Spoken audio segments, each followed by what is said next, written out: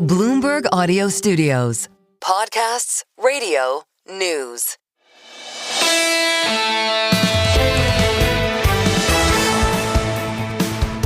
Single best idea. No, not on Windsor Castle. Thank you to Anne-Marie Horton and Lizzie Burden for their coverage of the President and the First Lady's visit to the United Kingdom. Lots of, as they say, pomp and circumstance today.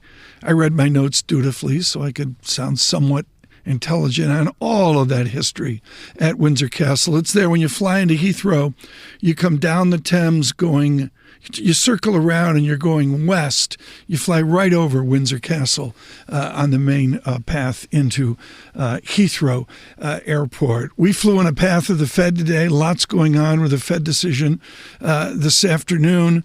Andrew Hollenhorst joined us from Citigroup today, and we talked about if it was a one-off Fed meeting or will we see a path? I think the key question that I would want to know from Chair Powell is really what you were asking, Tom, which is, should we be thinking about this as a adjustment? Right. Are we just calibrating rates slightly lower? Or is this a real rate cut cycle? Is it a rate cut cycle that started a year ago, right, paused because we had tariff uncertainty, inflation uncertainty, and now we're picking it up again? Andrew Hollenhorst of Citigroup today on the Fed meeting. Matthew Hornbach was with us from Morgan Stanley. Matthew Hornbach with lots of experience with his decades of duty for Morgan Stanley in Japan.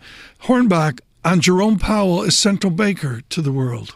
He might be central banker to himself, Tom, in the sense that, we are now in the twilight period of his time as Fed chair. He has, just a handful of important meetings left in his tenure. I imagine the closer that he gets to May, the more he will start to reflect on his own time as chairman of the Fed.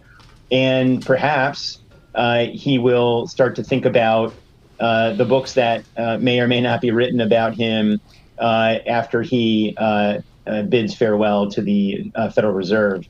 In that case, he could be focused on doing what is certainly right for the economy, but also in doing what is right for the economy, he ultimately is going to be helping his own reputation moving forward. That is a brilliant insight.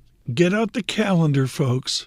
Matthew Hornbach absolutely killed that. The basic idea here is the calendar is marching forward to the end of the Powell era, far more important than all the other noise that's going on, including Zach Miter's wonderful journalism today on Besant and Cook for Bloomberg News. Maybe we'll talk about that more tomorrow, post-Fed meeting. On podcasts, on Apple, on Spotify. Good morning on Spotify, particularly across the Pacific Rim.